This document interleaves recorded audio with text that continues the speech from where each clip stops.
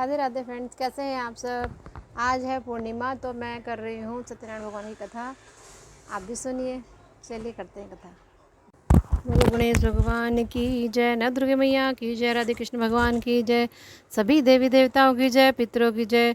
ओम नमः पार्वती पते, हर हर महादेव की जय। मेरे गुरुदेव भगवान की जय। बोलो सत्यनारायण भगवान की जय। पूजन विधि। एक व्रत करने वाला पूर्णिमा व संक्रांति के दिन सायंकाल के समय स्नान आदि से निवृत्त होकर पूजा स्थान में यथास्थान पर बैठकर आसन लें और श्री गणेश, गौरी, वरुण, विष्णु आदि सब देवताओं का ध्यान करके पूजन करें और संकल्प करें कि मैं श्री सत्यनारायण स्वामी का पूजन व कथा श्रवण सदैव करूँगा। पुष्प हाथ में लेकर श्री सत्यनारायण का ध्यान करें। यज्ञोपवीत पुष्प, धूप, नैवेद्य आदि से युक्त होकर स्तुति करें। हे भगवान, मैंने श्रद्धापूर्वक फल आदि सब सामग्री आपको अर्पण की है, इसे स्वीकार कीजिए। आपदाओं से मेरी रक्षा कीजिए। मेरा आपको बारंबार नमस्कार है। इसके बाद श्री सत्यनारायण भगवान की कथा पढ़ें अथवा श्रवण करें। बोले श्री सत्यनारायण भगवान की जय। एक समय नैमिषारण्य तीर्थ में सोनकादि 88,000 ऋषियों ने श्री सूर्य से पूछा, हे प्रभु, इस कलयुग में वेद विद्या सहित मनुष्यों को प्रभु भक्ति किस प्रकार मिलेगी तथा उनका उद्धार कैसे होगा। हे मुनिश्रेष्ठ, कोई ऐसा तप कहिए जिसमें थोड़े समय में पुण्य प्राप्त होवे तथा मनवांछित फल मिले। वह कथा सुनने की हमारी इच्छा है। सर्वशास्त्र ज्ञाता श्री सूत जी बोले, है वैष्णव, मैं पूज्य आप सबने प्राणियों की हित की बात पूछी है। अब मैं उस श्रेष्ठ व्रत को आप सब लोगों से कहूँगा, जिस व्रत को नारद जी ने लक्ष्मी नारायण से पूछा था और लक्ष्मीपति ने मुनिश्रेष्ठ नारद से कहा था, सो ध्यान से सुनो। बोलो श्री सत्यनारायण भगवान की जय। पहला अध्याय। एक समय योगीराज नारद जी दूसरों के हित की इच्छा से अनेक लोगों में घूमते हुए मृत्यु लोक में आ पहुँचे। यहाँ अनेक योनियों में जन्मे हुए प्राय सभी मनुष्यों को अपने कर्मों द्वारा अनेकों दुखों से पीड़ित देकर सोचा, किस यत्न के करने से निश्चय ही दुखों का नाश हो सकेगा। ऐसा मन में सोचकर विष्णु लोक को गए। वहाँ श्वेत वर्ण और 4 भुजाओं वाले देवों की इस नारायण को उनके हाथों में शंख, चक्र, गदा और पद्म थे तथा वरमाला पहने हुए थे, देखकर स्तुति करने लगे। हे भगवान, आप अत्यंत शक्ति से संपन्न हैं। मन तथा वाणी भी आपको नहीं पा सकती है। आपका आदि मध्य अंत नहीं है। निर्गुण स्वरूप के कारण भक्तों के दुखों को नष्ट करने वाले हो, आपको मेरा नमस्कार है। नारद जी से इस प्रकार की स्तुति सुनकर विष्णु भगवान बोले, हे मुनिश्रेष्ठ, आपके मन में क्या है? आपका किस काम के लिए आगमन हुआ है? निसंकोच कहो। तब नारद ने बोले, मृत्युलोक में सब मनुष्य जो अनेक योनि में पैदा हुए हैं, अपने अपने कर्मों के द्वारा अनेक प्रकार के दुखों से दुखी हो रहे हैं। हे नाथ, मुझ पर दया रखते हो तो बताएं कि उन मनुष्यों के सब दुख थोड़े से ही प्रयत्न से कैसे दूर हो सकते हैं। श्री भगवान जी बोले, हे नारद, मनुष्यों की भलाई के लिए तुमने बहुत अच्छी बात पूछी है। जिस काम के करने से मनुष्य मोह से छूट जाता है, वह मैं कहता हूँ, सुनो। बहुत पुण्य देने वाला स्वर्ग तथा मृत्यु लोक दोनों में दुर्लभ एक उत्तम व्रत है। आज मैं प्रेमवश होकर तुमसे कहता हूँ, सत्यनारायण का यह व्रत अच्छी तरह विधान पूरा करके मनुष्य तुरंत ही यह सुख भोगकर मरने पर मोक्ष को प्राप्त होता है। श्री भगवान के वचन सुनकर नारद मुनि बोले कि उस व्रत का फल क्या है, क्या विधान है, किसने यह व्रत किया है और किस दिन यह व्रत करना चाहिए, विस्तार से कहो। भगवान बोले, दुख शोक आदि को दूर करने वाला, धन धान्य को बढ़ाने वाला, सौभाग्य तथा संतान को देने वाला, यह व्रत सब स्थानों को विजय करने वाला है। भक्ति और श्रद्धा के साथ किसी भी दिन मनुष्य श्री सत्यनारायण की शाम के समय ब्राह्मणों और बंधुओं के साथ धर्मपरायण होकर पूजा करें। भक्ति भाव से नैवेद्य केले का फल, घी, दूध और गेहूँ का चूर्ण सवियाँ लेवे। गेहूँ के अभाव में साटे का चूर्ण, शक्कर तथा गुड़ ले और सब भक्षण योग्य पदार्थ जमा करके भगवान को अर्पण कर देवों तथा बंधुओं सहित ब्राह्मणों को भोजन करावें। पश्चात स्वयं भोजन करें। नित्य गीत आदि का आचरण कर सत्यनारायण भगवान का स्मरण करता हुआ मनुष्य व्यतीत करे। इस तरह व्रत करने पर मनुष्य की इच्छा निश्चय ही पूरी होती है। विशेषकर कलिकाल में भूमि पर यही मोक्ष का सरल उपाय है। बोलो श्री सत्यनारायण भगवान की जय। श्रीमन नारायण नारायण नारायण, लक्ष्मी नारायण नारायण नारायण, चंदा नारायण नारायण नारायण, सूर्य नारायण नारायण नारायण, तारे नारायण नारायण नारायण, श्रीमन नारायण नारायण नारायण। बोल लक्ष्मीनारायण भगवान की जय। दूसरा अध्याय। सूत जी बोले, ऋषियों, जिसने पहले समय में इस व्रत को किया है उसका इतिहास कहता हूँ, ध्यान से सुनो। सुंदर काशीपुरी नगरी में एक अत्यंत निर्धन ब्राह्मण रहता था। वह भूख और प्यास से बेचैन हुआ नित्य पृथ्वी पर घूमता था। ब्राह्मण से प्रेम करने वाले भगवान ने ब्राह्मण को दुखी देखकर बूढ़े ब्राह्मण का रूप धारण कर उसके पास जा आदर से पूछा, हे विप्र, नित्य दुखी हुआ पृथ्वी पर क्यों घूमता है?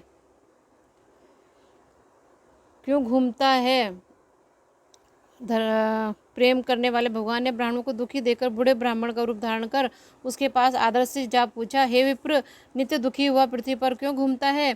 श्रेष्ठ ब्राह्मण का यह सब मनुष्य मुझसे सुनना चाहता हूँ। ब्राह्मण बोला, मैं निर्धन ब्राह्मण हूँ, भिक्षा के लिए पृथ्वी पर फिरता हूँ। हे भगवान, यदि आप इसका उपाय जानते हो तो कृपा कर कहो। वृद्ध ब्राह्मण बोला कि सत्यनारायण भगवान मनवांछित फल देने वाले हैं, इसलिए हे ब्राह्मण, तो उनका पूजन कर, जिसके करने से मनुष्य सब दुखों से मुक्त होता है। ब्राह्मण को व्रत का सारा विधान बताकर बूढ़े ब्राह्मण का रूप धारण करने वाले सत्यनारायण भगवान अंतर्ध्यान हो गए। जिस व्रत को वृद्ध ब्राह्मण ने बताया है मैं उसको करूँगा, यह निश्चय करने पर उसे रात में नींद आई। वह सवेरे उठ सत्यनारायण भगवान के व्रत का निश्चय कर भिक्षा के लिए चला गया। उस दिन उसको भिक्षा में बहुत धन मिला, जिससे बंधु बांधवों के साथ उसने सत्यनारायण का व्रत किया। इसके करने से वह विप्र सब दुखों से छूटकर अनेक प्रकार की संपत्तियों से युक्त हुआ। उस समय से वह विप्र हर मास व्रत करने लगा। इस तरह सत्यनारायण भगवान के व्रत को जो करेगा वह सब पापों से छूटकर मोक्ष को प्राप्त होगा। आगे जो पृथ्वी पर सत्यनारायण का व्रत करेगा वह मनुष्य सब दुखों से छूट जाएगा। इस तरह नारद जी से नारायण का कहा हुआ यह व्रत मैंने तुमसे कहा है। हे विप्रो, मैं अब और क्या कहूँ? ऋषि बोले, हे मुनीश्वर, संसार में इस विप्र से सुनकर किस किस ने इस व्रत को किया है हम सब सुनना चाहते हैं, इसके लिए हमारे मन में श्रद्धा है। सूत जी बोले, हे मुनियों, जिसने इस व्रत को किया है वह सब सुनो। एक समय एक विप्र धन और ऐश्वर्य के अनुसार बंधु बांधवों के साथ व्रत करने को तैयार हुआ। उसी समय एक लकड़ी बेचने वाला बूढ़ा आदमी आया और बाहर लकड़ियों को रखकर विप्र के मकान में गया।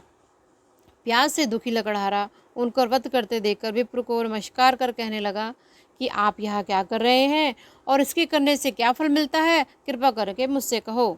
ब्राह्मण ने कहा, यह सब मनोकामनाओं को पूरा करने वाला सत्यनारायण भगवान का व्रत है। इसकी ही कृपा से मेरे यहाँ धन्य धान्य आदि की वृद्धि हुई है। विप्र से इस प्रकार के व्रत को जानकर लकड़हारा बहुत प्रसन्न हुआ। तब वह चरणामृत लेकर और प्रसाद खाने के बाद अपने घर को गया। लकड़हारे ने अपने मन में इस प्रकार का संकल्प किया कि आज ग्राम में लकड़ी बेचने से जो धन मिलेगा उसी से सत्यनारायण देव का उत्तम व्रत करूँगा। यह वन में विचार कर वह बूढ़ा आदमी लकड़ियाँ भी अपने सर पर रखकर जिस नगर में धनवान लोग रहते थे वह ऐसे सुंदर नगर में गया। उस रोज़ वहाँ पर उसे उन लकड़ियों का दाम पहले से दोनों चौगुना मिला। तब वह बूढ़ा लकड़हारा दाम ले और अति प्रसन्न होकर पके केले की फली, घी, शक्कर, घी, दुग्ध, दही और गेहूं का चूर्ण इत्यादि सत्यनारायण भगवान के व्रत की कुल सामग्रियों को लेकर अपने घर गया। फिर उसने अपने भाइयों को बुलाकर विधि के साथ भगवान की पूजा और व्रत किया। उस व्रत के प्रभाव से वह बूढ़ा लकड़हारा धन पुत्र आदि से युक्त हुआ और संसार के समस्त सुख भोग कर बैकुंठ को चला गया। बोलो श्री सत्यनारायण भगवान की जय। बोलो सत्यनारायण भगवान की जय। सूत जी बोले, श्रेष्ठ मुनियों, अब आगे की कथा कहता हूँ, सुनो। पहले समय में उल्कामुख नाम का एक बुद्धिमान राजा था। वह सत्यवक्ता और जितेंद्र था। वह प्रतिदिन देव स्थानों पर जाता तथा गरीबों को धन देकर उनके कष्ट दूर करता था। उसकी पत्नी कमल के समान मुख वाली और सती साध्वी थी। भद्रशिला नदी के तट पर उन दोनों ने श्री सत्यनारायण भगवान का व्रत किया। उस समय एक साधु वैसे आया। उसके पास व्यापार के लिए बहुत सा धन था। वह नाव को किनारे पर ठहराकर राजा के पास आ गया और राजा को व्रत करते हुए देखकर विनय के साथ पूछने लगा, हे राजन, भक्ति युक्त चित्त से आप यहाँ क्या कर रहे हैं? मेरी सुनने की इच्छा है, सो आप मुझे यह सब बताइए। हे साधु, अपने बंधुओं के साथ पुत्रादि की प्राप्ति के लिए एक महाशक्तिमान सत्यनारायण भगवान का व्रत व पूजन किया जा रहा है। राजा के वचन सुनकर साधु आदर से बोला, हे राजन, मुझसे इसका सब विधान कहो। मैं भी आपके कथानुसार इस व्रत को करूँगा। मेरे भी कोई संतान नहीं है और इससे निश्चय ही होगी। राजा से संविधान सुन व्यवहार से निवृत्त हो वह आनंद के साथ घर गया। साधु ने अपनी स्त्री से संतान देने वाले उस व्रत का समाचार सुनाया और कहा कि जब मेरे संतान होगी तब मैं इस व्रत को करूँगा। साधु ने ऐसे वचन अपनी स्त्री लीलावती से कहे। एक दिन उसकी स्त्री लीलावती अपने पति के साथ आनंदित हो संसारिक धर्म में प्रवृत्त होकर सत्यनारायण भगवान की कृपा से गर्भवती हो गई तथा 10वें महीने में उसके एक सुंदर कन्या का जन्म हुआ। दिनों दिन वह इस तरह बढ़ने लगी जैसे शुक्ल पक्ष का चंद्रमा बढ़ता है। कन्या का नाम कलावती रखा गया। तब लीलावती ने मीठे शब्दों में अपने पति से कहा कि जो आपने एक संकल्प किया था भगवान को का व्रत करूँगा, अब आप उसे करिए। साधु जी बोले, हे प्रिय, इसके विवाह पर करूँगा। इस प्रकार अपनी पत्नी को आश्वासन दे वह नगर को गया। कलावती पितृगृह में वृद्धि को प्राप्त हो गई। साधु ने अपने जब नगर में सखियों के साथ अपनी पुत्री को देखा तो तुरंत दूत को बुलाकर कहा कि पुत्री के वास्ते कोई संयोग्य वर देख कर लाओ। साधु की आज्ञा पाकर दूत कंचन नगर पहुंचा और वहां पर खोज और देखभाल कर लड़की के लिए सुयोग्य वाणिक पुत्र ले आया। उस योग्य लड़के को देखकर साधु ने अपने बंधु बांधु सहित प्रसन्नचित्त अपनी पुत्री का विवाह उसके साथ कर दिया, किंतु दुर्भाग्य से विवाह के समय भी उस व्रत को करना भूल गया। तब श्री भगवान क्रोधित हो गए और श्राप दिया कि तुम्हें दारुण दुख प्राप्त होगा। अपने कार्य में कुशल साधु बनिया जमाता सहित समुद्र के समीप स्थित रत्नपुर नगर गया और वहां दोनों ससुर जमाई चंद्रकेतु राजा के उस नगर में व्यापार करने लगे। एक रोज भगवान सत्यनारायण की माया से प्रेरित कोई चोर राजा का धन चुराकर भागा जा रहा था, किंतु राजा के दूतों को आता देखकर चोर ने घबराकर भागते हुए राजा के धन को वहीं चुपचाप रख दिया जहां वो ससुर जमाई ठहरे हुए थे। जब दूतों ने उस साधु वैश्य के पास राजा के धन को रखा देखा तो दोनों को बांध कर ले गए और प्रसन्नता से दौड़ते हुए राजा के समीप जाकर बोले, यह 2 चोर हम पकड़ के लाए हैं, देखकर आज्ञा दें। तब राजा की आज्ञा से उनको कठिन कारावास में डाल दिया और उनका धन छीन लिया। सत्यनारायण भगवान के श्राप द्वारा उनकी पत्नी भी घर पर बहुत दुखी हुई। घर पर जो धन रखा था चोर उसे चुरा कर ले गए। शारीरिक व सामाजिक पीड़ा तथा भूख प्यास से अति दुखित हो अन्न की चिंता में कलावती एक ब्राह्मण के घर गई और वहाँ उसने सत्यनारायण भगवान का व्रत होते देखा। फिर कथा सुनी तथा प्रसाद ग्रहण कर रात को घर गई। माता ने कलावती से कहा, पुत्री, अब तक कहाँ रही व तेरे मन में क्या है? सत्यनारायण भगवान का व्रत देखा। कन्या के वचन सुनकर लीलावती भगवान के पूजन की तैयारी करने लगी।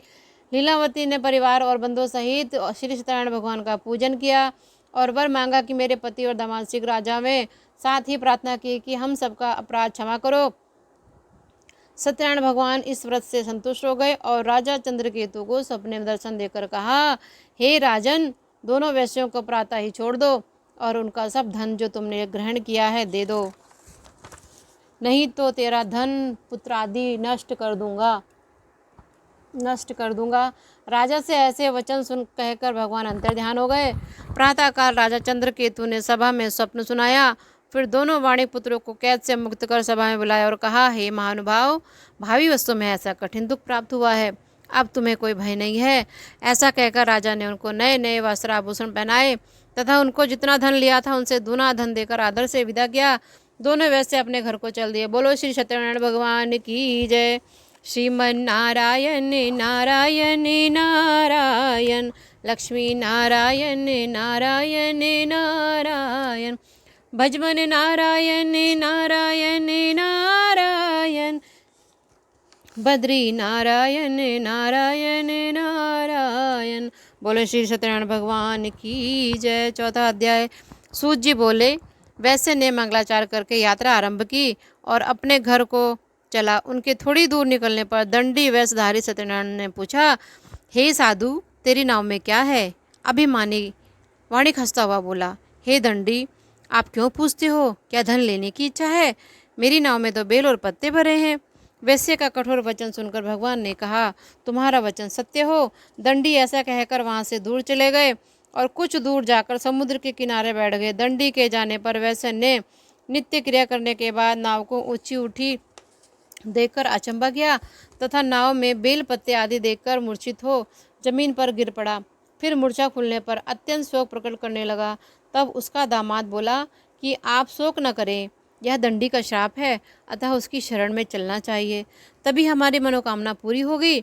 दामाद के वचन सुन वह दंडी के पास पहुंचा और अत्यंत भक्तिभाव से नमस्कार करके बोला, मैंने जो आपसे असत्य वचन कहे थे उनको क्षमा करो। ऐसा कहकर महाशोकातुर हो रोने लगा। तब दंडी भगवान बोले, हे वाणिक पुत्र, मेरी आज्ञा से बार बार तुम्हें दुख प्राप्त हुआ है, तुम मेरी पूजा से विमुख हुआ है। साधु बोला, हे भगवान, आपकी माया से ब्रह्मा आदि भी आपके रूप को नहीं जानते, तब मैं अज्ञानी कैसे जान सकता हूँ? आप प्रसन्न हो जाइए, मैं सामर्थ्य के अनुसार आपकी पूजा करूँगा। मेरी रक्षा करो और पहले के समान नौका में धन भर दो। उसके भक्ति युक्त वचन सुनकर भगवान प्रसन्न हो उसकी इच्छा अनुसार वर देकर अंतर्ध्यान हो गए। तब उन्होंने नाव पर आकर देखा कि नाव धन से परिपूर्ण है। फिर वह भगवान सत्यनारायण का पूजन कर साथियों सहित अपने नगर को चला। जब अपने नगर के निकट पहुंचा तब दूत को घर भेजा। दूत ने साधु के घर उसकी स्त्री को नमस्कार कर कहा कि साधु अपने दामाद सहित इस नगर के समीप आ गए हैं। ऐसा वचन सुनकर साधु की स्त्री ने बड़े हर्ष के साथ सत्यदेव का पूजन कर पुत्री से कहा, मैं अपने पति के दर्शन को जाती हूँ, तू कार्य पूर्ण कर शीघ्र आ। माता के ऐसे वचन सुनकर कलावती दामाद प्रसाद छोड़कर पति के पास गई। प्रसाद की अवज्ञा के कारण सत्यदेव ने रुष्ट हो उसके पति को नाव सहित पानी में डुबो दिया। कलावती अपने पति को न देखकर रोती हुई जमीन पर गिर गई। इस तरह नौका को डूबा हुआ तथा कन्या को रोता देख साधु दुखित हो बोला, हे प्रभु, मुझसे या मेरे परिवार से जो भूल हुई है उसे क्षमा करो। उसके दीन वचन सुनकर सत्यदेव प्रसन्न हो गए और आकाशवाणी हुई, हे साधु, तेरी कन्या मेरे प्रसाद को छोड़कर आई है, इसलिए इसका पति अदृश्य हुआ है। ऐसी आकाशवाणी सुनकर कलावती ने घर पहुंचकर प्रसाद खाया, फिर आकर पति के दर्शन किए। तत्पश्चात साधु ने बंधु बांधु सहित सत्यदेव का विधि पूर्वक पूजन किया। इस प्रकार वह इस लोक का सुख भोग कर अंत में स्वर्ग को गए। बोलो श्री सत्यनारायण भगवान की जय। श्रीमन नारायण नारायण नारायण, भजमन नारायण नारायण नारायण, बद्री नारायण नारायण नारायण, लक्ष्मी नारायण नारायण नारायण। बोलो श्री सत्यनारायण भगवान की जय। पांचवा अध्याय। सूत जी बोले, हे ऋषियों, मैं और भी कथा कहता हूँ, सुनो।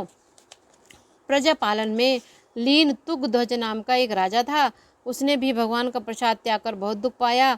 एक समय वन में जाकर वन्य पशुओं को मारकर वह बड़ के पेड़ के नीचे आया। वहाँ उसने ग्वालों को भक्ति भाव से बंधु सहित सत्यनारायण जी का पूजन करते देखा। राजा देखकर भी अभिमानवश वहाँ नहीं गया और ना नमस्कार ही किया। जब ग्वालों ने भगवान का प्रसाद उसके सामने रखा तो वह प्रसाद को त्याग कर अपनी नगरी को चला गया। वहाँ उसने अपना सब कुछ नष्ट पाया तो वह जान गया कि यह सब भगवान ने किया है। तब वह विश्वास कर ग्वालों के समीप गया और विधि पूर्वक पूजन कर प्रसाद खाया तो सत्यनारायण देव की कृपा से सब कुछ पहले जैसा हो गया। फिर दीर्घ काल तक सुख भोग कर मरने पर स्वर्गलोक को गया। जो मनुष्य इस परम दुर्लभ व्रत को करेगा, भगवान की कृपा से उसे धन्य धान्य की प्राप्ति होगी। निर्धन धनी और बंदी बंधन से मुक्त होकर निर्भय हो जाता है।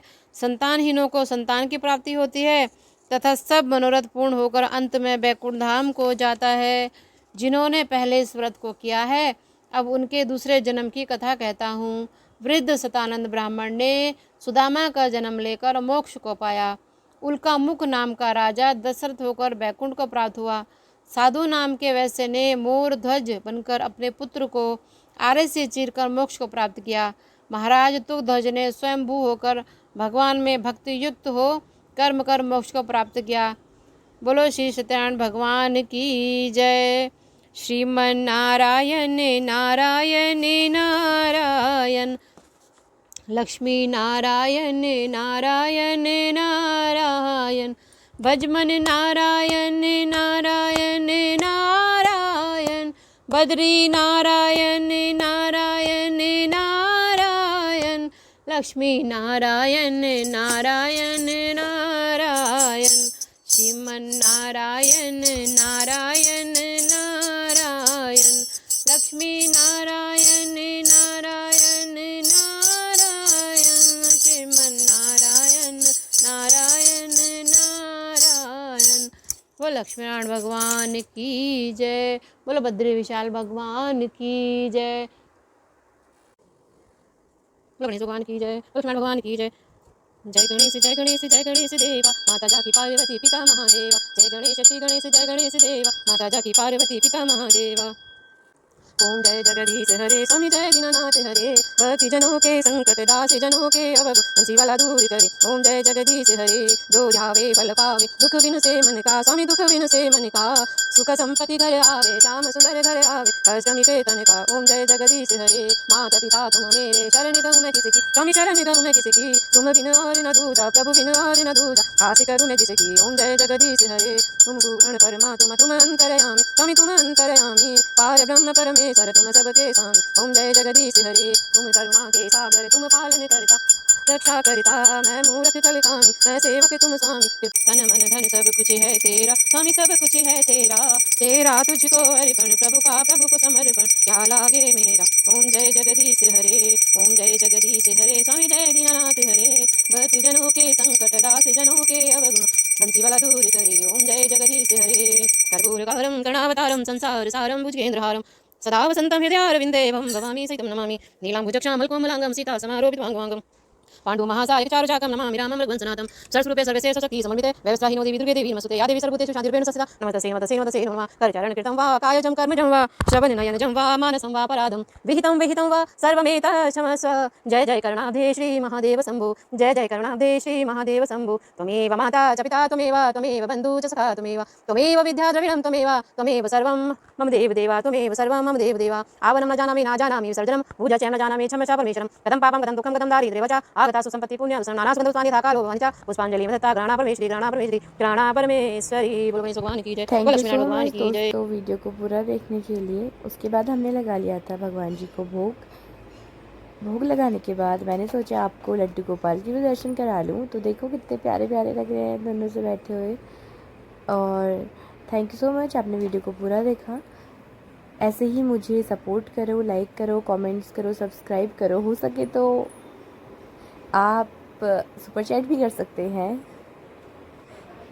थैंक यू फॉर वॉचिंग, और अब मिलते हैं दूसरे व्लॉग पे। मैं कोशिश करूँगी कि मैं कुछ ना कुछ डालते रहूँ और अपडेटेड रहूँ। Thank you, take care, bye.